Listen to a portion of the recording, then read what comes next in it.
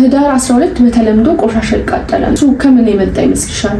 በሙሴ አማካኝነት፣ በቅዱስ ሚካኤል ደግሞ መሪነት፣ በእግዚአብሔር ደግሞ ቸርነት እሱንም ባለቤቱንም ባርኮ ቅዱስ ሚካኤል ከነሱ ይሰወራል ማለት ነው።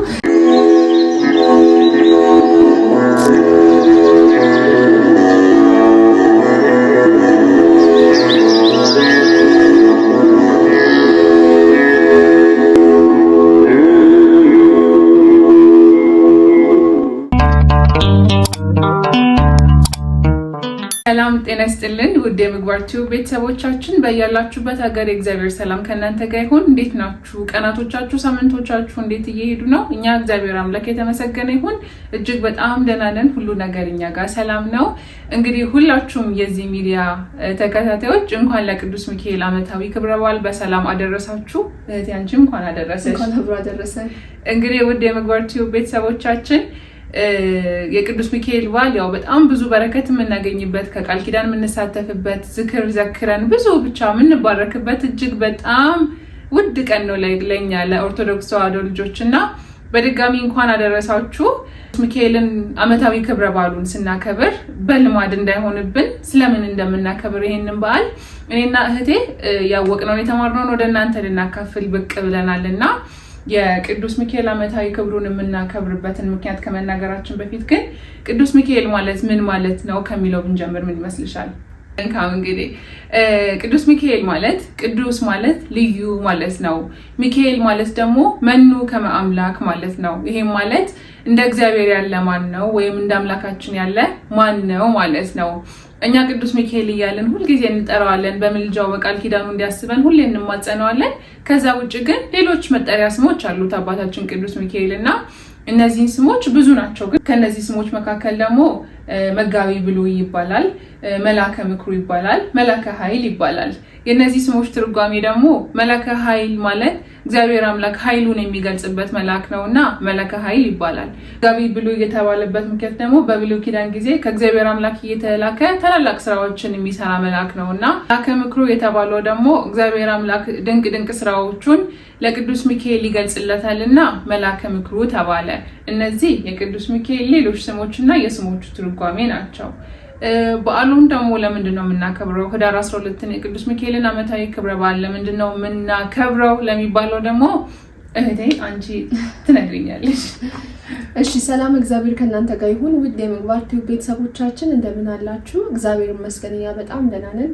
እንኳን ለኃያሉ ለገናናው መልአክ ለቅዱስ ሚካኤል ዓመታዊ ክብረ በዓል በሰላም አደረሳችሁ፣ በሰላም አደረሰን። የነፍስ በዓል ነው፣ ብዙ በረከትን የምናገኝበት ነው። እንግዲህ በስሙ ቀዝቃዛ ውሃ ሰተንም በሱ ቀን የአምላካችን መድኃኒታችን የኢየሱስ ክርስቶስ ቅዱስ ስጋውን ክቡር ደሙን ተቀብለን ከቃል ኪዳኑ የምንሳተፍበት ቀን ነው። እንደዛ እንዲሆንም አምላካችን መድኃኒታችን ኢየሱስ ክርስቶስ ለሁላችን ያድርግልን። ቅዱስ ሚካኤል በምልጃው ያግዘን። ህዳር 12 እንግዲህ የቅዱስ ሚካኤልን ዓመታዊ ክብረ በዓል ቤተክርስቲያን በታላቅ ድምቀት ታከብራለች። ይሄም ስለምንድን ነው ቢሉ ዝም ብሎ በልምድ መመላለስ እንዳይሆንብን ምክንያቱን አውቀን ብንሄድና እኛም ቅዱስ ሚካኤልን ምን ብለን መማፀን እንዳለብን ከታሪኩ ተነስተን ማወቅ እንችላለን ማለት ነው። በአራት ዋና ዋና ምክንያቶች ናቸው ህዳር 12 የቅዱስ ሚካኤል ዓመታዊ ክብረ በዓል የሚከበረው። አንደኛ በዓለ ሲመቱ ነው።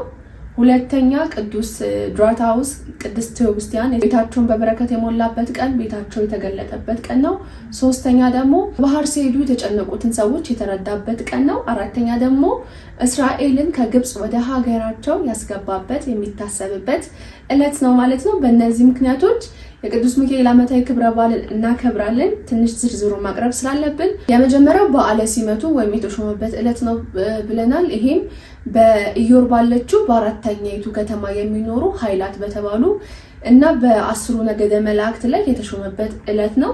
ሁለተኛ ደግሞ ቅዱስ ዱራታውስና ቅድስት ቴዎብስቲያን ቤታቸውን የባረከበት በበረከት የሞላበት ቀን ነው። ይህም ደግሞ ዱራታውስና ቴዎብስቲያ የሚባሉ እግዚአብሔርን በመፍራት የሚኖሩ ባልና ሚስት ነበሩ። ቅዱስ ሚካኤልን ዝክር በየዓመቱ ያለማስታወል ያደረጉ ነበር። አንድ ቀን ግን በአገራቸው ከፍተኛ ችግር ይነሳል። እነሱም በዛ ችግር ውስጥ ይወድቃሉ። ስለዚህ የቅዱስ ሚካኤል ዓመታዊ በዓል ሊስተጓጎሉባቸው ሆነ። ምክንያቱም ዝክር ሊዘክሩበት የሚችሉ ምንም ነገር እጃቸው ላይ የለምና በእምነት ዱራታውስ በመነሳት የእሱንና የሚስቱን ልብስ ገበያ ወስዶ ሸጦ ባገኛት ብር የቅዱስ ሚካኤልን ዓመታዊ ክብረ በዓል ለመዘከር አስቦ ከቤት ይወጣል። በጣም በእምነት ይወጣል። ነገር ግን ቅዱስ ሚካኤል በታላቅ ግርማ ባለው መኮንን በፈረስ ተቀምጦ ይመጣል። እኔን ዋስ አድርገህ ከባለበጉ አንድ በግ ከባለ ዱቄቱ የስንዴ ዱቄት እና አንድ አሳ ውሰድ እኔን ዋስ አድርገህ ይለዋል።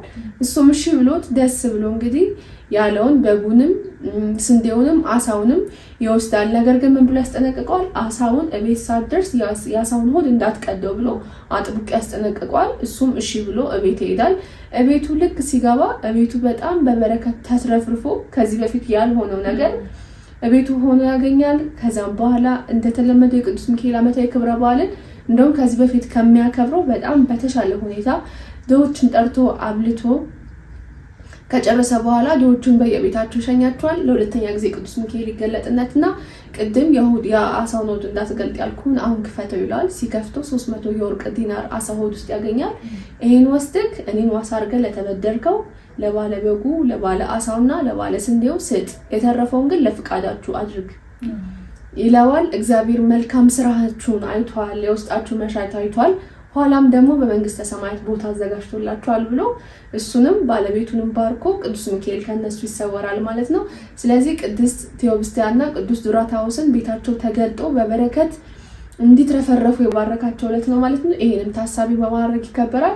ሶስተኛ ደግሞ በባህር ሲሄዱ የተጨነቁ ሰዎችን የተራዳበት ዕለት ነው። በአንድ ዘመን ብዙ ሰዎች ከግብፅ አውራጃ ወደ ባህር ማዶ ይሄዳሉ። እዛም በደረሱ ጊዜ መርከቢቷን ሲያገኟት በመርከቢቷ ላይ ተሳፍረው ከየብስ ርቀው ወደ ባህሩ መካከል ላይ ይደርሳሉ። በዛ ሰዓት በጣም ከባድ ንፋስ፣ በጣም ከባድ የሚያስጨንቅ አውሎ ንፋስ ይነሳባቸዋል። በጣም ተጨነቁ። ለሞት እንደደረሱ የሚያስጨንቅ ሐዘን እንደደረሰባቸው አወቁ።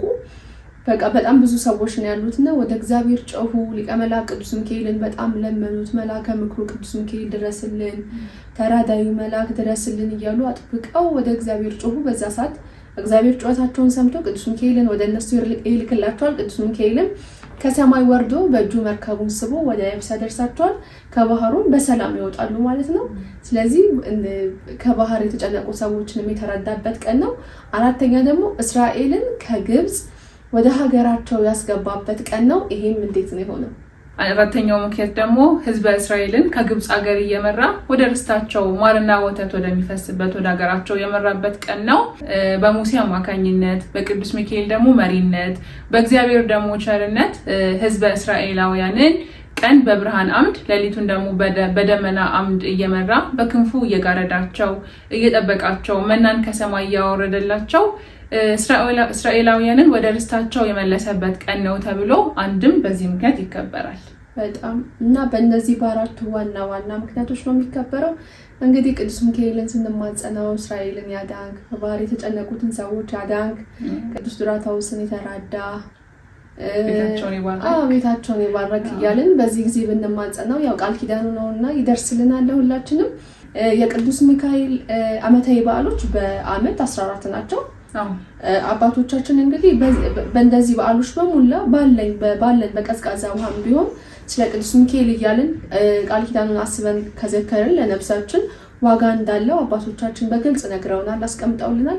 ስለዚህ ሁላችንም ባለን በአቅማችን በቅዱስ ሚካኤል ስም ለተራቡት በመድረስ ለተጠሙት በመድረስ እንግዲህ ከቃል ኪዳኑ እንሳተፍ። ቅዱስ ሚካኤል በቃል ኪዳኑ የፍቅሩን ስራ ይሰራልናል። ይሄን ስናደርግና እንዳያመልጠን ብዙ በረከት የምናገኝበት ስለሆነ ተግተን መስራት አለብን። እና ህዳር 12 በተለምዶ ቆሻሻ ይቃጠላል አይደል? በየሀገሪቷ የቆሻሻ መቃጠል ነገር አለና እሱ ከምን የመጣ ይመስልሻል? መልካም እንግዲህ እስካሁን ከሰማኋቸውና ካነበብኳቸው ከተወሰኑ መጽሐፎች ውስጥ ያገኘሁት ነገር ምንድን ነው የሚለው ከአንደኛ የዓለም ጦርነት በኋላ የተነሳ ወረርሽኝ ነበረ በመላው ዓለምና ያው ብዙ ዓለማትን ካዳረሰ በኋላ በ1911 ዓመተ ምህረት ወደ ሀገራችን ኢትዮጵያ እንደገባ ይነገራል። በሽታና ስፓኒሽ ፍሉ ይሉታል ወይም ደግሞ የህዳር ወር በሽታ ይሉታልና የህዳር ወር በሽታ የተባለበት ምክንያት ያው መላው የኢትዮጵያን ቦታዎች እንትን ብሎ ነበር፣ ስፕሪድ አድርጎ ነበር በሽታውና በዛ ምክንያት የህዳር ወር በሽታ ተባለና እንግዲህ በ1911 ዓመተ ምህረት ጥቅምት ወር ላይ ይሄ በሽታ ምልክት ያሳይ ነበር በተለያዩ ቦታዎችና ጥቅምት ላይ ነው እንደዚህ የሆነው። ህዳር ላይ ግን በሽታው በጣም ተስፋፍቶ ነበር። በጣም ብዙ ህዝብ ይሞት ነበር።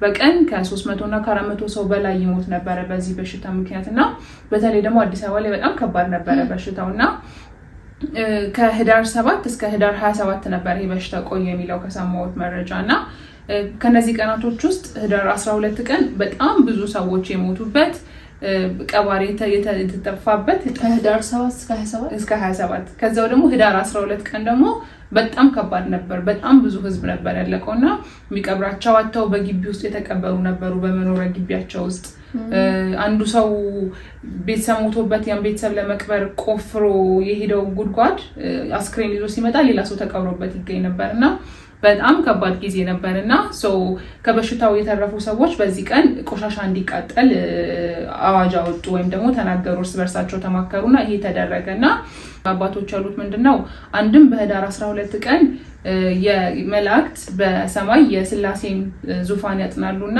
እኛም በምድር ቆሻሾችን በሙሉ እናቃጥላለን ይላሉ።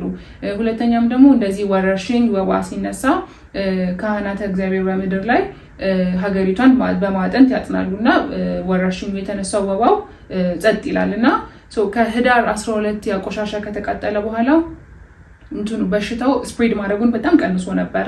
የሚሞቱት ሰዎች ቁጥር በጣም ቀንሶ ነበርና ከዛ እለት ጀምሮ ህዳር 12ን ሁሉ ጊዜ ቆሻሻ ማቃጠል ከዛ ጊዜ በኋላ እስካሁን እየተጠበቀ ያለ ነገር ነው።